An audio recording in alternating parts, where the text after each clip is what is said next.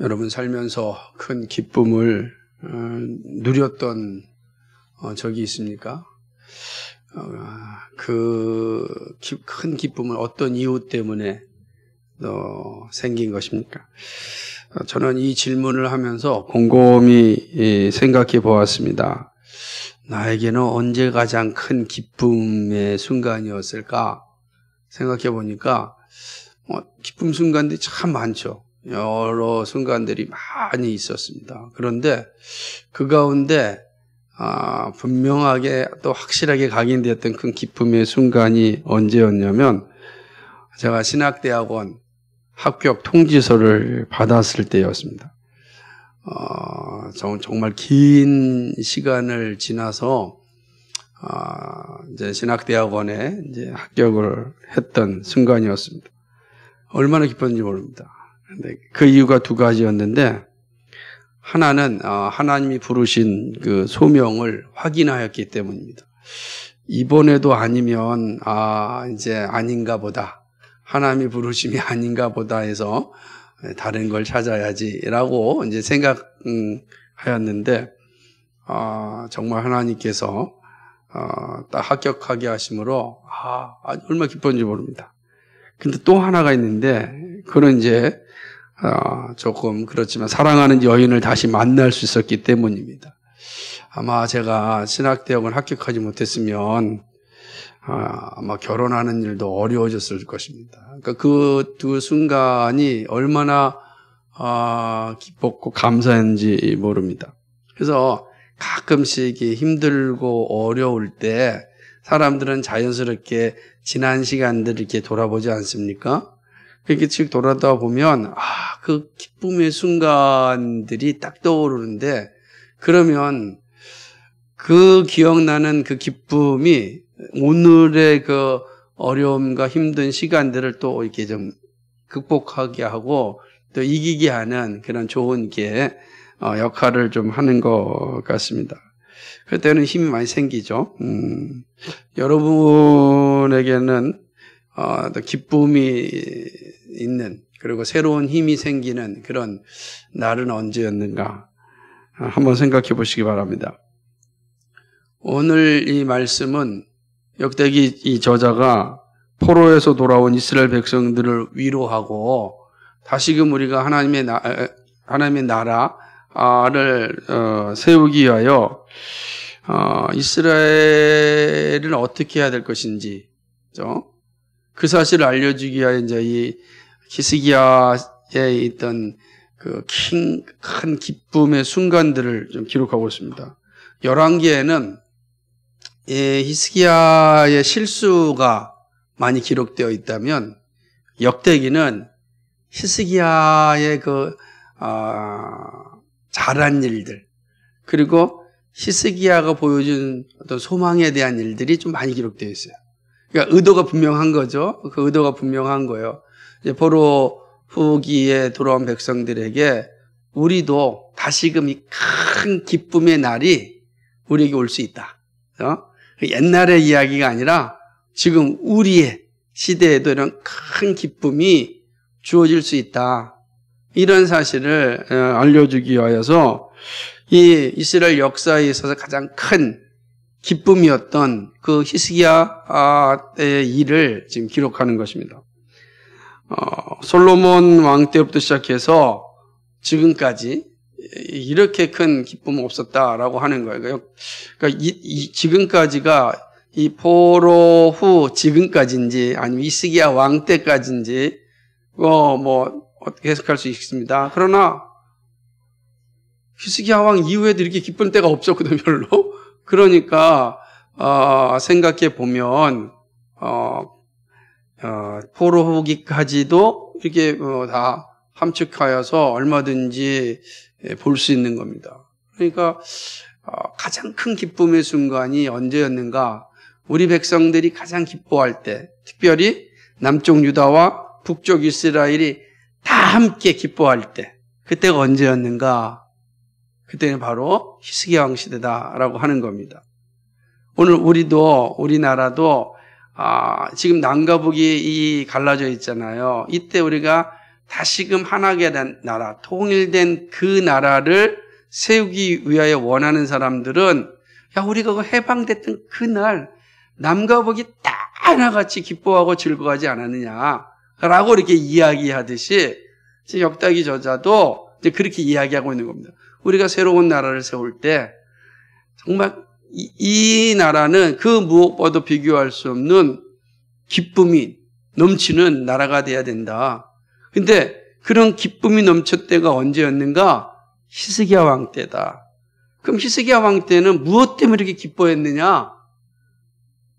이걸 기록하는 거죠. 그래서 우리도 그 히스기야 왕 시대의 그 기쁨을 누리려면 히스기야 왕이 행하였던 그 일을 다시 회복하면 된다. 이 사실을 지금 이야기하고 있는 것입니다. 그래서 그런 의미에서 본문은 큰 기쁨이 무엇인지, 큰 기쁨의 원인은 어디에 있는지를 알려주는 그런 말씀이라고 볼 수 있습니다.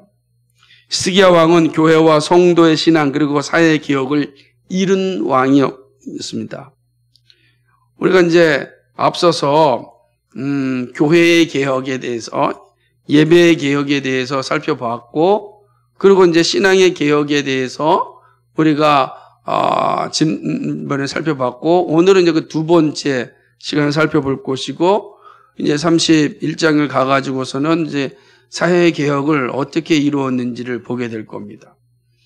앞으로 세워질 나라도 이러한 성전의 개혁이 있어지고, 신앙의 개혁이 일어나고, 사회의 개혁이 일어나는 나라를 만들자라고 하는 그런 분명한 어떤 비전이 지금 히스기야 시대를 기록하는 역대기 저자의 그런 마음이 아주 명확하게 이제 나타나 있는 부분입니다.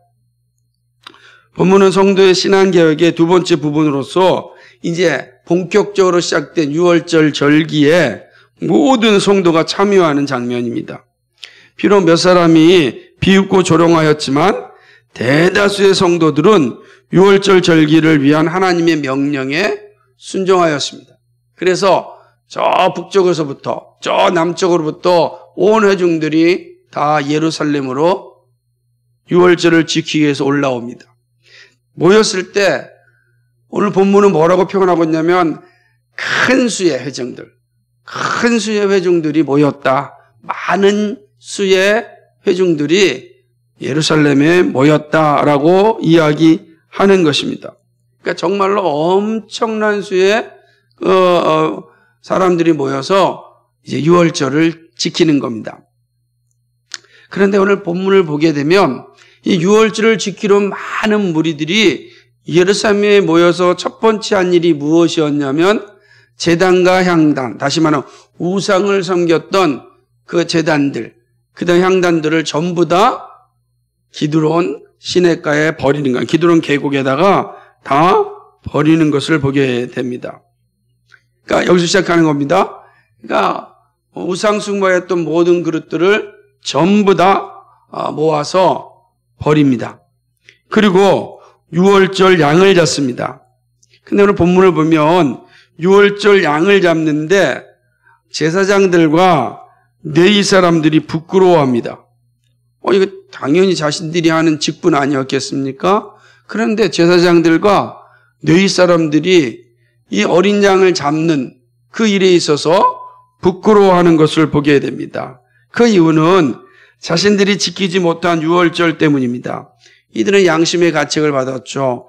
유월절은 하나님께서 명하신 일이고 그 일을 수종드는 것은 제사장들이고 레위 가문 사람들의 일입니다. 그런데 그동안 그 일을 하지 않은 거예요. 우상 숭배가 만연되어 있음에도 불구하고 제사장들과 레위인들은 그것에 대하여 항의하지 않고 오히려 그들과 함께 행동하였습니다. 이런 게 양심의 가책이 되는 거죠. 그러니까 이제 유월절을 지키려고 하니까 어린 양을 잡으니까 부끄러운 겁니다. 양심의 가책이 생기죠. 당연히 그들은 하나님 앞에 회개할 수밖에 없습니다. 그래도 회개한다는 것은 그들이 성결케 되었다라는 거예요. 이제 그들이 거룩하게 회복된 후에 번제물을 가지고 여호와의 전에 들어가서 피를 뿌립니다. 이 뿌릴 때도 자기 마음대로 뿌린 것이 아니고 본문에 명확하게 기록하기를 모세의 율법에 가르친 대로 하나님의 사람 모세의 율법에 기록된 대로 그들은 번제를 드리는 것입니다. 이 본문이 하나하나가 다 의미 있게 기록된 겁니다. 앞으로 정말 새로운 나라, 거룩한 나라를 세우고 큰 기쁨을 누리기 위해서는 어떻게 해야 할지를 히스기야 시대의 모습을 기록하면서 지금 알려주고 있는 것입니다. 이렇게 성전에서 유월절 예배가 차분하게 드려지고 있었습니다. 그런데 이제 이렇게 드리는데 회중 가운데 문제가 발생합니다. 성결하지 못한 회중들이 섞여 있었던 것입니다.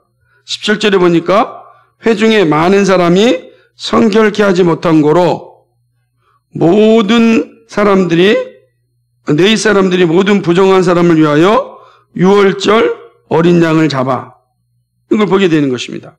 그러니까 아마 많은 사람이 멀리서 다 오다 보니까 유월절 절기에 합당한 모습을 하고 있지 않은 겁니다.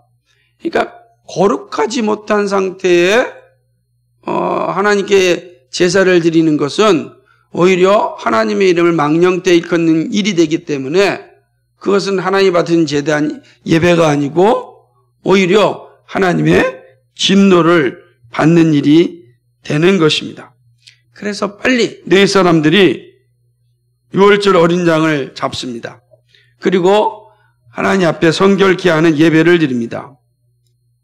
그런데 그 가운데 또 하나의 문제가 생기는데 18절입니다. 그러니까 여러 사람들을 정결케 했어요. 이제 여기는 이제 많은 사람들이니까 이들을 위해서 유월절 어린 양을 잡고 성결케 하는 제사를 드렸는데 또 문제가 생겼습니다. 18절에 보니까 에브라임과 므낫세와 이사갈과 스불론의 많은 무리는 자기를 깨끗게 하지 아니하고 성결케 하지 아니하고 유월절 양을 먹은 겁니다. 그러니까 유월절 양을 먹으려면 성결케 한 후에 유월절 양을 먹어야 되는 거예요. 그런데 멀리서 오다 보니까 성깨끗함을 유지하지 못한 겁니다. 그래서 이제 레위인들이 성결케 하는 유월절 어린 양을 잡았습니다. 그런데 여기에 또 네 지파 사람들 중에 많은 사람은 이 성결케 하는 제사를 드리지 않고 유월절 양을 먹은 겁니다. 이건 어떻게 되는 거예요? 하나님을 모독하는 행위가 되는 거죠. 하나님의 제단을 훼손하는 이런 일이 일어난 것입니다. 이건 매우 심각한 일입니다. 모세의 율법에 의하면 이들은 즉시로 하나님의 심판을 받아 죽임을 당하게 되는 겁니다. 자, 보세요. 이게 지금 축제의 날인데 지금 다시금 히스기야는 다시금 나라를 세워야 한다. 우리가 하나님의 말씀을 떠났기 때문에 우리가 이방 민족에 의해서 이렇게 핍박을 받고 있고 나라가 위기에 처해 있다. 우리가 말씀으로 돌아가서 다시금 모여 하나님 말씀대로 회복하자라고 해서 유월절을 지키는데 유월절에 참여한 사람들이 하나님이 정한 법칙에 따르지 않고 하나님의 율법을 범하고 있으니 이거 큰일 난 겁니다. 우리말에 혹 때려고 하다가 혹 붙인 격이 됐다는 거 마찬가지예요. 이런 심각한 상황이 처해지고 만 것입니다. 축제가 아니라 이제는 통곡의 시간이 될 줄 모릅니다. 그런데요, 그때 히스기야 왕이 나타납니다. 히스기야 왕이 18절 하반절에 보니까 이들을 위하여 기도합니다. 어떻게 기도합니까? 하나님 용서해 주십시오. 선하신 하나님 용서해 달라고 기도합니다. 중보하는 겁니다. 우리가 오랫동안 이 유월절 제사를 드리지 못함으로 인하여 하나님이 알려주신 규례를 온전히 인지하지 못했습니다. 용서해 주십시오. 이런 기도 아니었을까요? 하나님, 우리가 하나님을 온전히 섬기려고 하는데 우리의 실수가 많았습니다. 하나님 용서해 주십시오. 그렇게 하나님께 용서를 구합니다. 그런 중보에 하나님께서 응답하십니다. 그리고 이들을 용서하여 주십니다. 그래서 6월절 예배를 드리러 올라왔던 사람들 가운데 한 사람도 하나님의 진노를 받아 죽음에 이르는 자가 없게 됩니다. 모두가 다 6월절 예배, 6월절 축제에 다 참여하게 되는 것입니다. 심판마다 마땅하지만 하나님은 히스기야 왕의 기도를 들으시고 그들의 죄를 용서하여 주시고 모두가 다 하나님을 예배하는 자리에 모이게 합니다. 그러니 진짜 큰 즐거움이 예루살렘에 가득하게 됩니다. 하나님께 용서를 받고 하나님께 온전히 예배를 드리고 하나님 그 예배를 받으시니 얼마나 기쁘겠습니까? 얼마나 즐겁겠습니까? 그 자리가 정말 행복한 자리가 되는 것입니다. 그러자 레위와 제사장들은 악기를 동원하여 하나님을 찬양합니다. 그들은 마음껏 네 지파 가운데 악기를 다룰 줄 아는 사람들은 자신의 악기를 다 가지고 와서 하나님을 찬양하는 것이죠. 그러자 히스기야 왕이 정말 이 예배하는 일에 통달한 예배하는 예배의 모든 순서를 다 알고 있는 레위인들을 위로합니다. 저는 이 장면이 참 은혜로웠습니다. 히스기야 왕이 이 레위인들을 위로합니다. 그러니 레위인들이 얼마나 기쁘고 감사했겠습니까? 이미 그들도 양심에 찔렸었는데 자신들의 소명을 감당하지 못해서 참으로 쥐구멍이라도 있으면 도망가고 싶은 심정이었는데 그것도 하나님께 용서해 주시고 자신들의 소명에 합당하게 그 일을 할 수 있게끔 하신 것도 감사한데 왕이 와서 그들을 위로해 줍니다. 수고하셨습니다. 수고하셨습니다. 그 말 한마디, 그 위로가 얼마나 큰 힘이 됐겠습니까? 그 힘은 소명을 감당하기에 큰 어떤 격려가 되는 것이죠. 그러자 아주 놀라운 일이 일어납니다. 어떤 놀라운 일이냐면 모였던 온 회중들이 7일을 더 합시다. 지금 7일 동안 무교병을 먹는데 7일을 더 하자라고 이야기하니까 그러니까 6월절 7일을 더 지키자라고 이야기하는 것입니다. 23절 보니까 온 회가 다시 7일을 지키기로 결의하고 이에 또 7일을 즐거이 지켰더라. 그러니까 6월절을 며칠을 지킨 겁니까? 14일을 지킨 겁니다. 14일 하나님을 예배하는, 하나님을 기억하는, 하나님의 일하심을 다시금 묵상하는, 하나님의 인도하심을 다시금 확인하는 7일을 또 지키는 겁니다. 좀 놀라운 일이죠. 이런 기쁨의 날이 있자 왕이 백성들에게 하사품을 내립니다. 그 뭐죠? 그걸 보게 되면은 수송아지 1천과 양 7천을 회중에게 줍니다. 이거 엄청났습니다. 그러자 방백들, 다시 말하면 이스라엘 백성들의 지파의 지도자들이 또 동일하게 수송아지 1천과 양 1만을 회중들에게 나눠줍니다. 다시 말하면 수송아지 2천과 양 1만 7천 마리가 모든 백성들이 예루살렘에 모여있는 온 회중들에게 나눠줍니다. 이건 이런 선물을 받다니요? 예나 지금이나 선물 받아서 싫은 사람 없거든요. 얼마나 행복했겠습니까? 얼마나 기쁘겠습니까? 죄도 용서받았죠? 선물도 받았습니다.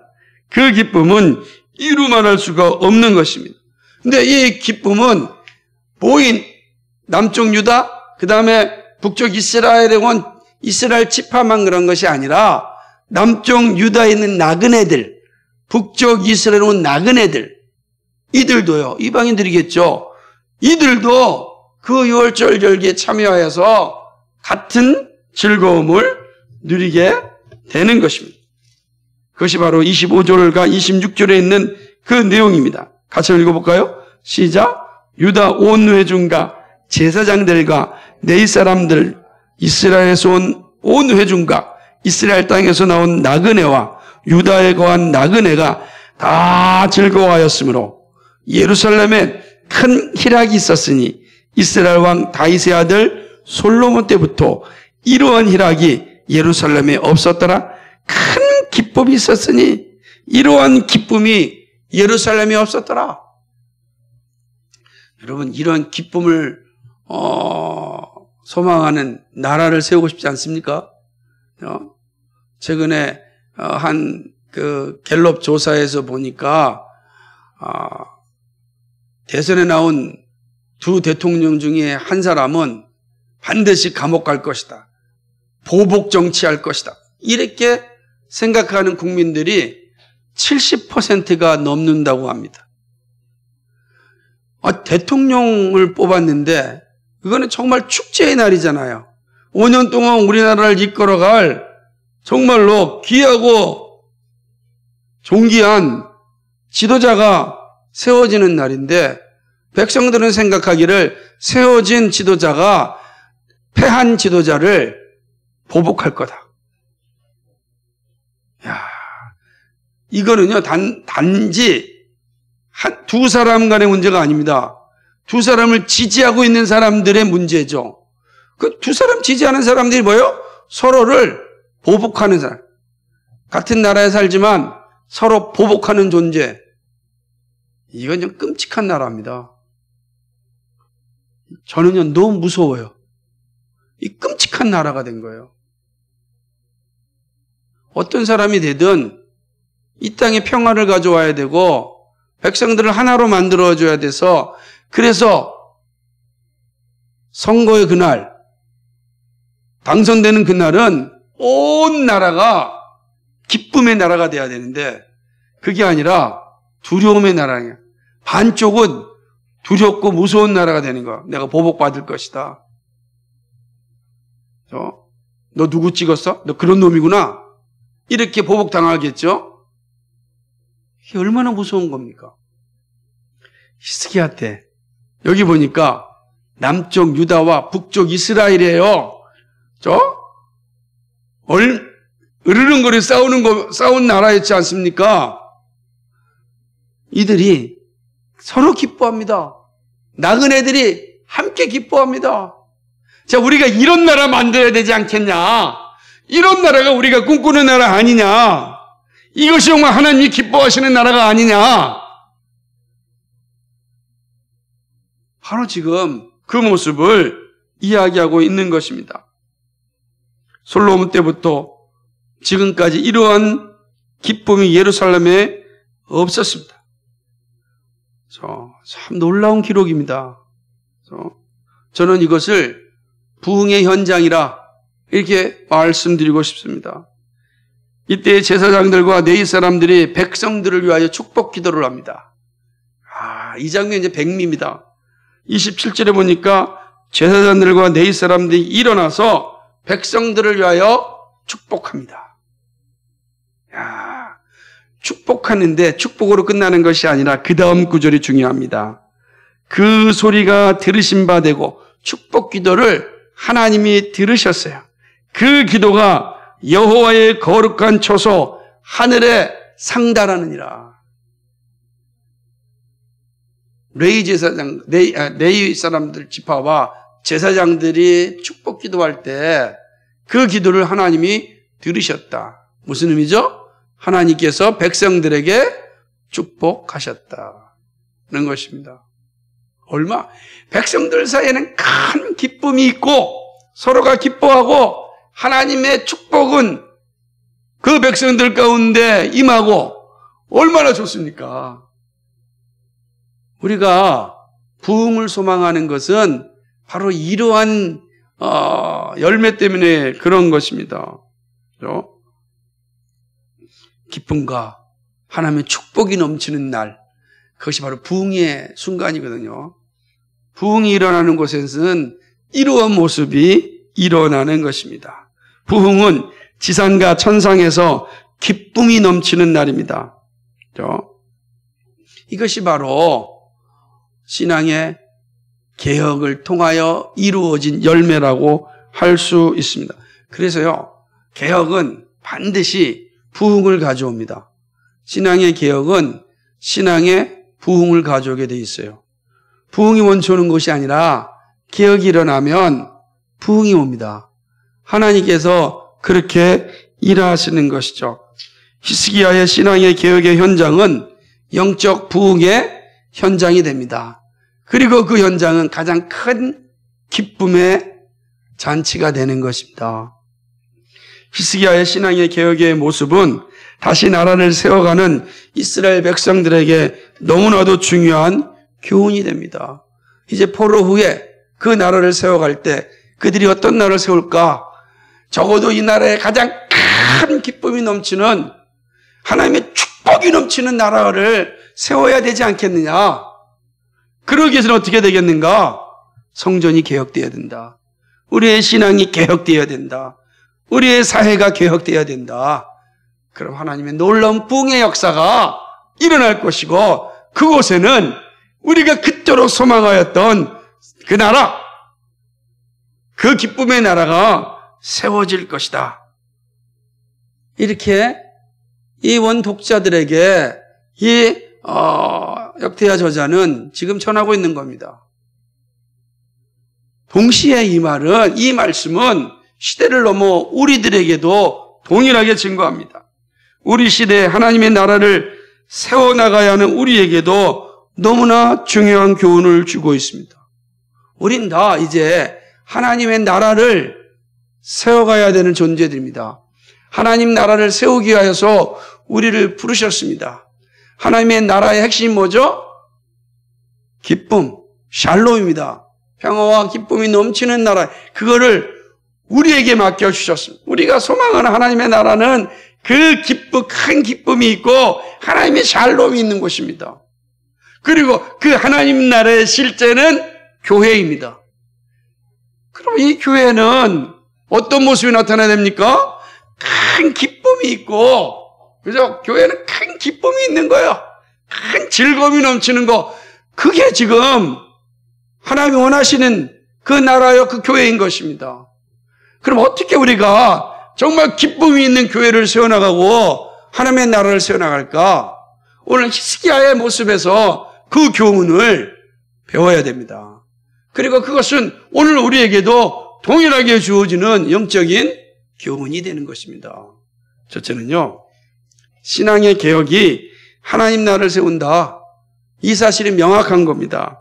유월절을 위하여 예루살렘에 모인 이스라엘 백성들은 우상을 섬기는 제단과 향단들을 모두 기드론 시내가에 버렸습니다.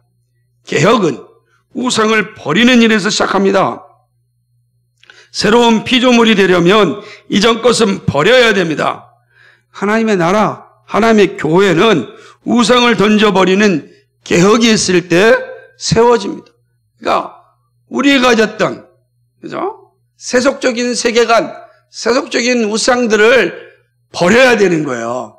우리의 세속적 욕망을 버리지 않고서는 결코 우리에게는 부흥을 경험할 수가 없는 겁니다. 버려야 하는 거예요. 먼저 할 일은 버리는 일입니다. 이 개혁이죠. 이 버려야 되는 거예요. 말씀에 근거하여서 우리의 옛것은 철저하게 버리셔야 됩니다. 그렇죠? 말씀에 따라 말씀이 아니라고 명한 것들은 버리셔야 된다. 그래야 정말 하나님 주시는 기쁨이 있는 교회를 세워나갈 수가 있습니다. 두 번째는요, 신앙의 개혁은 직분자의 소명과 회중의 거룩함을 회복하는 일입니다. 제사장들과 레위인들이 성전에서 제단을 섬기는 것이 본래의 소명이었습니다. 그런데 이들이 지금 그들의 소명이 망각되어지고 우상을 섬기는 일에 빠지게 되었습니다. 새로운 나라를 세우기 위하여 무엇보다도 우선 회복되어야 될 것은 바로 직분자들의 소명인 것입니다.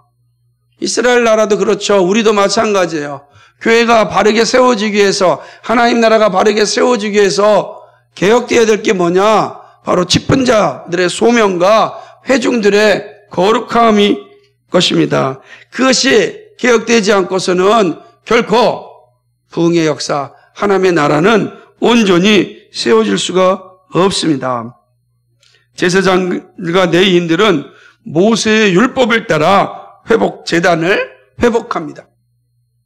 그리고 회중 가운데 깨끗하지 못한 이들도 회복이 주어집니다. 이 일에 히스기야의 중보기도가 중요한 역할을 합니다. 하나님은 그 일을 들으시고 용서하십니다. 그렇습니다. 직분자의 소명이 회복이 되고 회중들의 거룩함이 이루어질 때 하나님의 나라는 바르게 세워질 수 있습니다. 저는요, 목사들이 정말로 목사를 비롯한 모든 직분자들이랑 우선 목사들이요, 자신의 소명에 분명해야 됩니다. 하나님께서 나를 설교자로 부르셨고 목회자로 부르셨다라고 하는 그 소명이 분명해야 됩니다. 직업인이 아니라, 전문 직업군이 아니라 우리는 하나님의 말씀을 전하는 설교자요 목회자다라는 소명의식이 분명해야 돼요. 직분자들도 마찬가지입니다. 장로와 집사와 이런 직분자들이 자신이 왜 세웠는지 그 소명을 회복하지 아니하면 결코 기쁨이 있는 교회가 세워질 수가 없어요. 목사도 소명을 잃어버리고 직분자도 소명을 망각하는데 그 교회가 어떻게 기쁨이 있는 교회가 되겠습니까? 어떻게 하나님의 나라가 거룩하고 기쁘게 세워지겠습니까? 교회가 망가질 때는 반드시 직분자들의 소명이 망각되어질 때 교회는 기쁨을 상실하게 됩니다. 반드시 그렇게 됩니다. 그래서 정말로 직분을 받을 때 조심해야 되고 직분을 받았으면 철저해야 되는 거예요. 근데 우리가 시간이 지나가면 자꾸만 이 습관화되어 가지고서 자신이 받은 직분의 그 거룩함과 소중함을 자꾸만 잃어버리고 마는 겁니다. 하나님 주시는 거룩한 그 선물을 가치 없게 만드니 하나님이 그곳에 기쁨을 주시겠습니까? 다 빼앗아가 버리고 말죠. 그래서 직분자들은 가장 큰 영광을 받지만 가장 큰 슬픔을 당하는 자들이 됩니다. 하나님이 심판하실 때 우선순위로 심판하는 게 직분자들이에요. 그들의 기쁨을 우선순위로 빼앗갑니다. 여러분 기억하십시오. 직분자들이 먼저 기쁨을 빼앗기지 회중들이 먼저 빼앗기지 않아요. 동시에 회중들은 거룩함을 회복해야 됩니다. 하나님 앞에 나올 때 성결해야 되는 거예요. 예배를 가볍게 여기면 안 됩니다. 성전에서 하나님을 예배할 때 가볍게 드릴 때 하나님이 심판하셨습니다.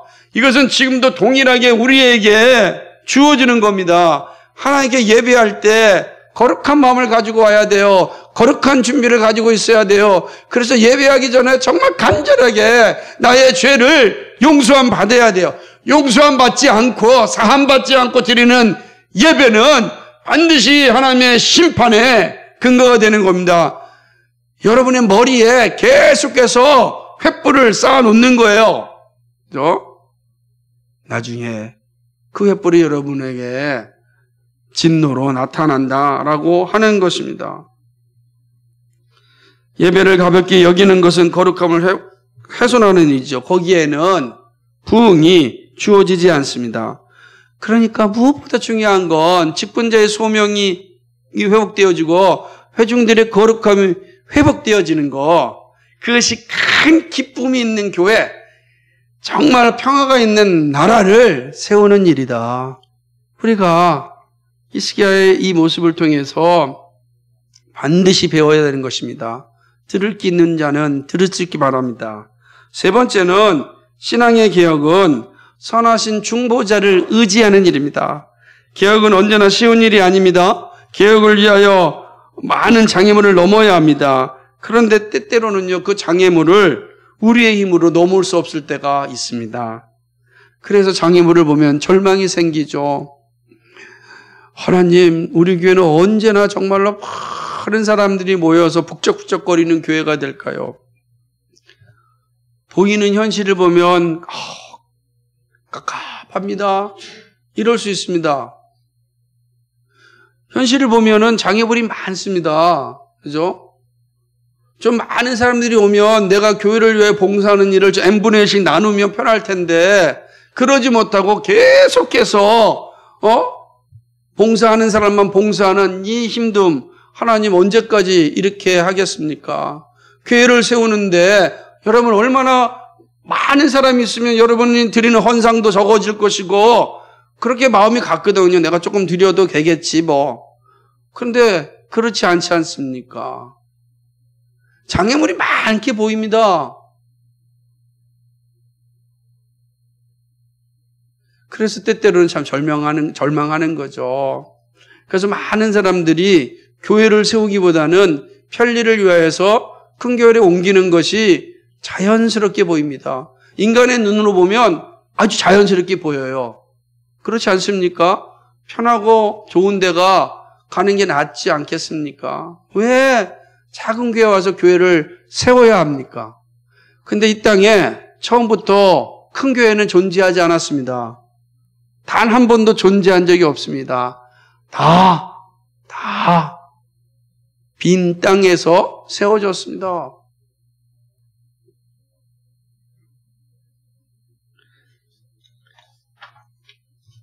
이스라엘 백성들이 하나님을 위하여 하나님께 기쁨을 즐겨서 유월절 왔지만 자신들이 성결하지 못함으로 인하여 하나님의 심판을 받게 되는 위치에 처했을 때 얼마나 낭망했겠습니까? 이거 뭐지?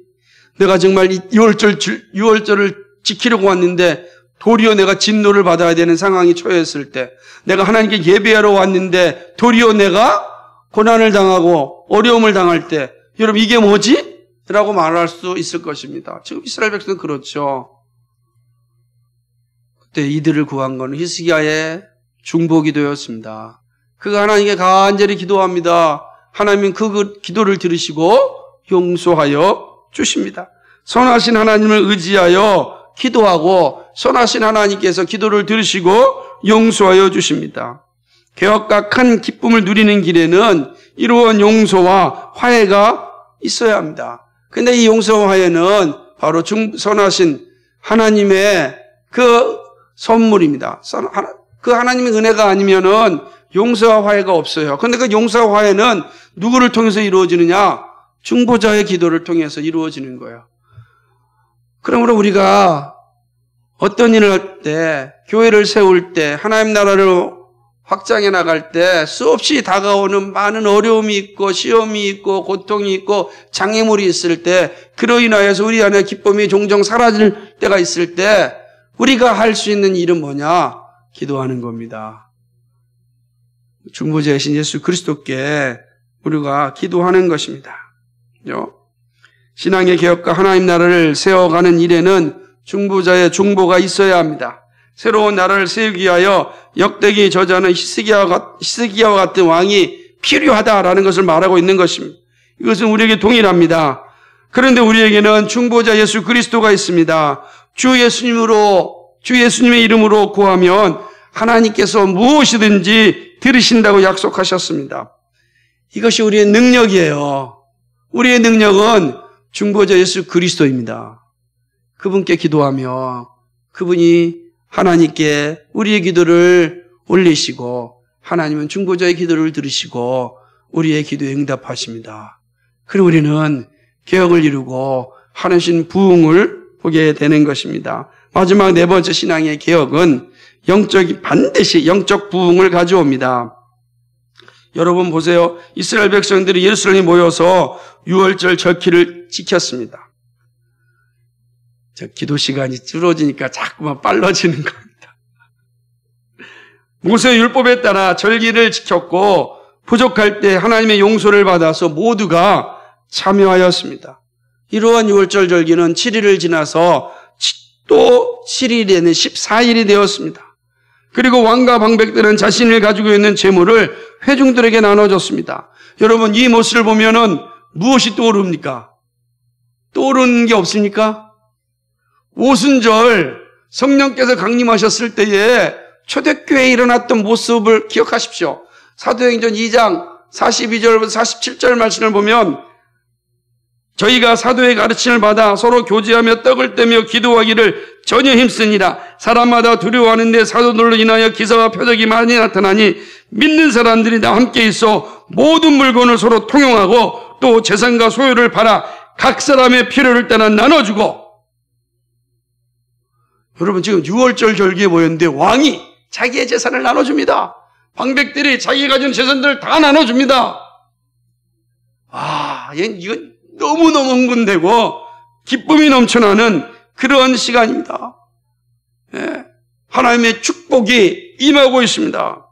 영적인 부흥이 임할 때 주어지는 모습이 바로 이렇게 예배와 교제와 큰 기쁨이 충만합니다.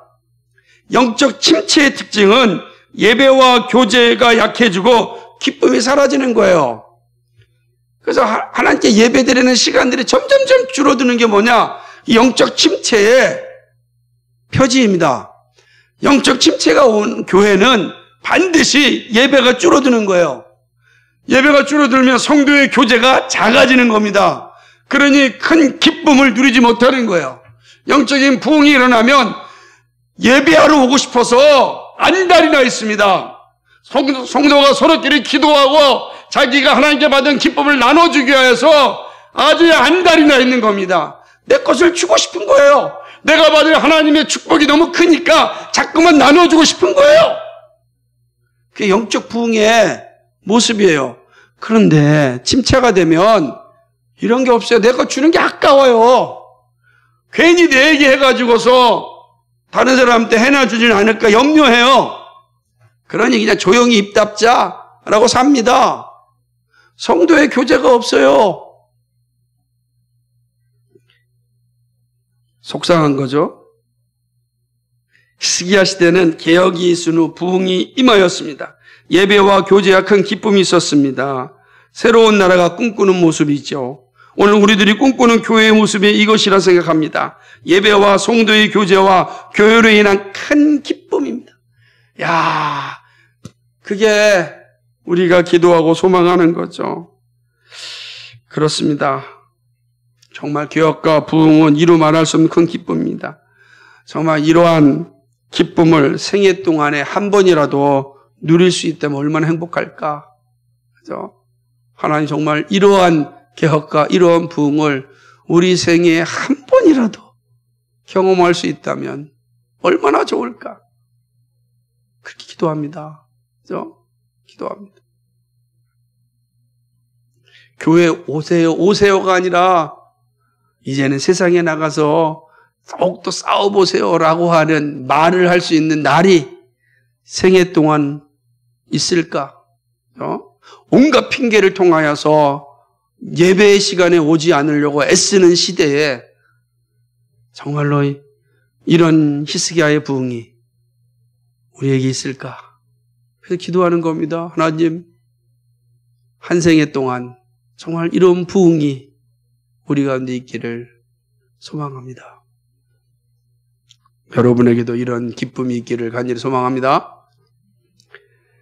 거룩하시고 자비하신 아버지 하나님, 오늘 히스기야 시대의 그 영광스러운 부흥의 모습을 보았습니다. 큰 기쁨이 넘쳐난 공동체를 보았습니다. 하나님, 너무 부럽고 너무 기대가 되어집니다. 하나님, 우리 생애 가운데 이런 큰 기쁨이 넘쳐나는 부흥을 보게 하여 주옵소서. 하나님, 우리가 할 수 있는 일이 아무것도 없기 때문에 오직 하나님께 간절히 간구하고 구하오니 주여 우리를 긍휼히 여겨주시고 우리 가운데 이런 놀라운 부흥의 역사가 임하게 하여 주옵소서. 감사합니다. 예수 그리스도의 이름 받들어 기도하옵나이다. 아멘.